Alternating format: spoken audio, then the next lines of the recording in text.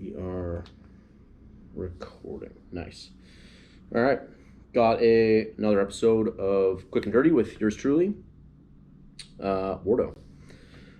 Got on tap tonight, we have Lighthouse Lager. Good Mingler pack. Buddy brought it over the other day. A few different beers, coffee lager and stuff. I have a funny story about a coffee lager, but another time. I'm going to use my $40 can chiller from Yeti because I am bougie like that. Cheers. So we're going to start a 4-part series, hopefully pretty quick, on my right shoulder and the recent surgery. Put a little poll out there. Some people in my kind of out of my Kelowna and Instagram world, plus the hunting world, all that stuff have been interested. So yeah, so we'll just kind of start at the beginning. 10 years ago, slap tear, labral tear. A slap tear is a labral tear, and a partial tear in my supraspinatus. The sports doc at the time said, hey, your back is weak as shit, and if you focus on that, you don't need surgery. I said, okay. And that almost groomed me into what I do for my career now. Loading it, kind of good biomechanics, joint centralization, all of these terms. And I had that lens because ultimately I didn't need surgery back then, and my shoulder's been bomb-proof for 10 years. Fast forward those years to March, and I was just lowering a barbell to my back, pretty lightweight, felt a rip in my shoulder. 3 weeks after that, was riding my mountain bike, was just riding uphill, turned a corner left, didn't fall or anything, and my shoulder dislocated through the front. And then I fell off my bike and tumbled around and shit. And it was excruciating. I was by myself, had to ride my bike, walk my bike back down to my car, had locked my keys in my car. First time in my life, I was like, that's a great time to have that happen. Went home, drank a bottle of Buffalo Trace, and got the shoulder kind of shoved back in. And fast forward a bunch of time, and then I got surgery ultimately January 14th. So a good chunk of time. What is that? That's like 9 months, basically. In those 9 months, I was true to my word about all the things that I spew on this podcast and that I tell people in the clinic every day. I did not limit what I could do. I didn't limit my life just because I had a pending shoulder surgery and a painful shoulder and an unstable shoulder for a lot of months. I found the things that I could do without worry and without pain and without risk of further injury. Those things for me were sumo deadlifting, split stance squatting with a safety bar because I couldn't put my arm back in that position, chest supported dumbbell rows, landmine rows. I was doing some kind of isolation bicep curls because I thought I had also partially torn my bicep tendon. So I was slowly just doing some rehab with that. And outside of that, I got back to running. Took me quite a long time. Just the movement of the shoulder was quite unstable. And then it was obviously with like a big hunting year planned and lots of time in the mountains. I got in the best shape I possibly could for hiking, essentially. So lots of time spent with the pack on, lots of time spent with the rhino harness, lots of time spent in the Zercher position, trying to carry stuff, loaded carries, basically loading myself up in any way, shape, or form that was going to mimic the environment up north or in the Kootenays or wherever I was going to go hunting. And I think that's a big thing that a lot of people miss, much like I've talked about on the knee podcast and everything, that they're like, well, the doc says I need surgery, and then you just kind of slowly do less and less, and you untrain yourself out of all the good movements you can do. Like I pulled a lifetime PR deadlift in December, right before I had shoulder surgery. I was rowing, heavy weights, heavier than I've ever been able to row in my life before that. And my recovery is now, which we'll talk about later, is going as best as it possibly could to now. So the thing that's extremely important is with something like a shoulder is if you have this kind of garbage anterior kind of shoulder rolled posture like you've sat at a desk your whole life, and you don't have a lot of good thoracic spine extension and rotation, and you've got tight pecs, you've got weak or unstable shoulder blades that don't know how to be in a proper position, any sort of excess side of the neck pain or trap pain, those are all signs of unstable or kind of weak scap stabilizing muscles, because your pecs, your traps, and your lats are big muscles that aren't really meant to be used for supporting your arm as it moves back and forth, moves overhead, any of these things. So there's a lot of shit you can get done before surgery. And so giving up's never the answer. And making things stronger. Don't just sit there with the lightest red band doing stupid exercises like draw the sword and external rotation when, you can still deadlift 400 pounds. You should be putting that load through your neuromuscular system to stay trained and stay active. And that's ultimately what I did. So fast forward to kind of January 14th was my surgery day. And I went in, talked to the surgeon that morning, showed him the things that I've been doing to just reiterate, like, hey man, like, one, I had no pain in my shoulder.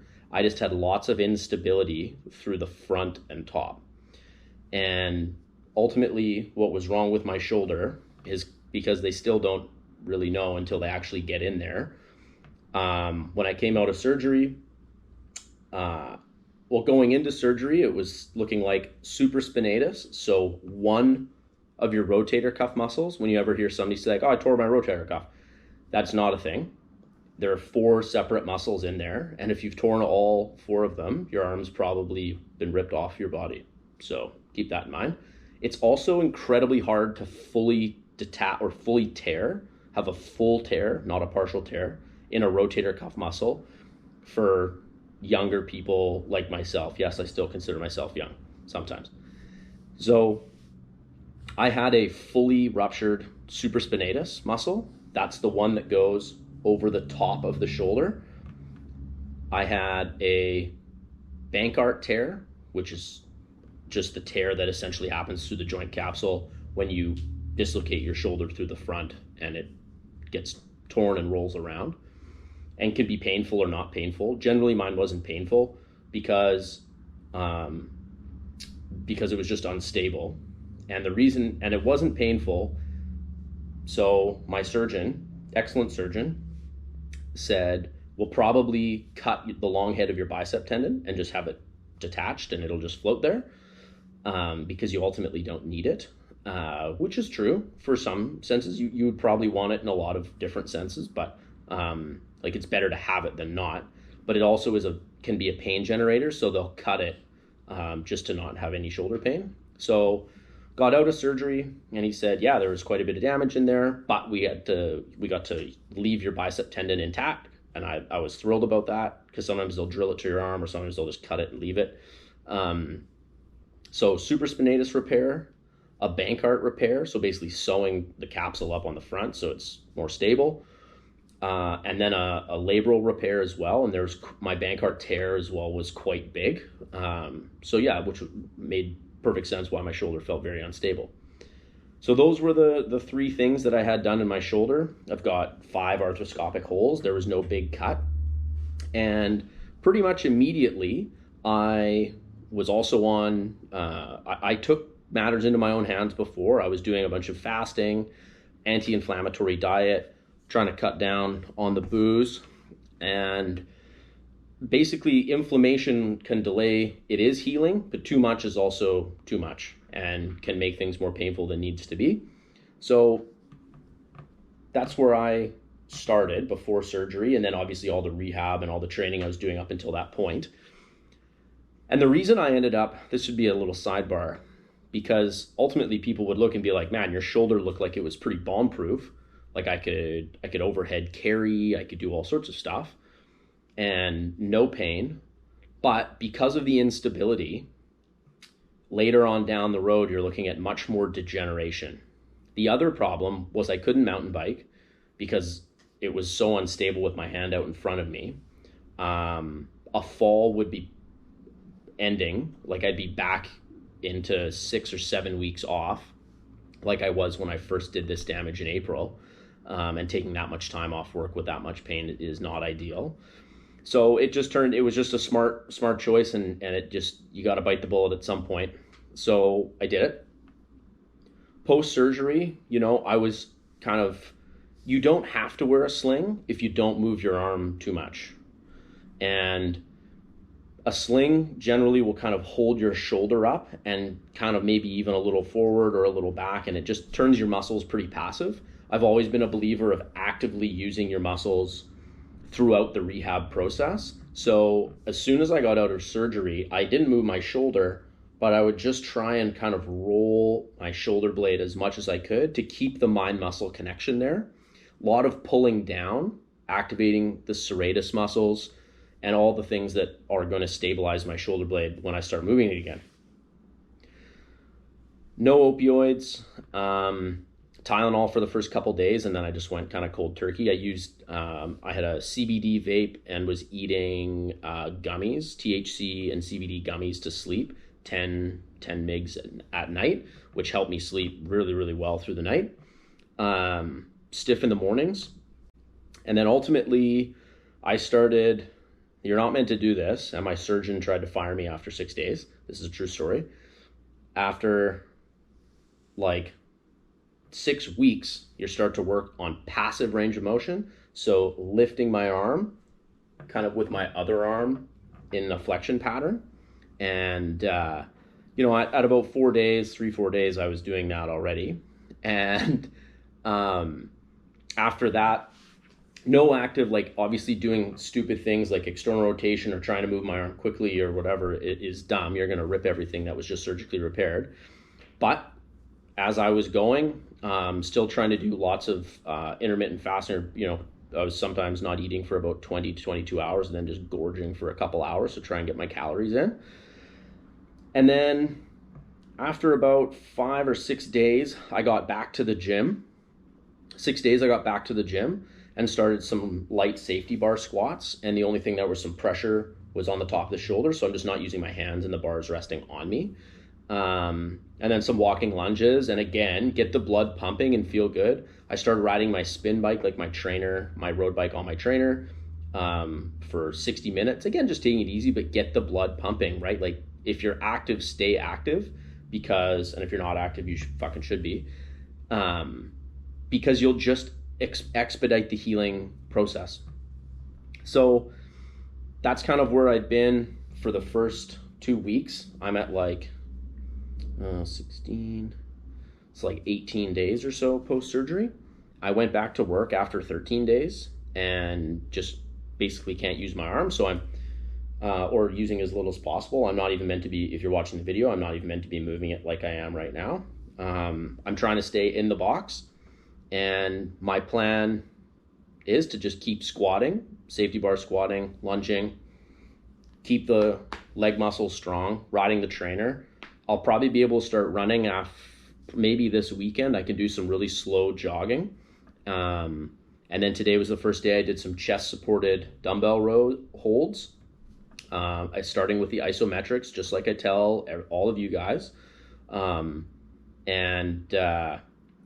Again, the reason that I'm able to start some of these things so soon is that I'm not putting excess strain on my surgical repaired zones because I have good joint centration of my shoulder. If there's ever a time where you need to work on that stuff, joint centration just means it's sitting in the middle of the joint. It's not all up and it's not all forward. It just sits in a good spot. And that's the kind of thing that'll help you kind of recover from injury much faster. And even more than that, prevent you from getting injured. Shit happens, like I had a bad tear in my supraspinatus and then my shoulder dislocated. Like, it is what it is. but I'm going to jump back from this surgery in good, quick form.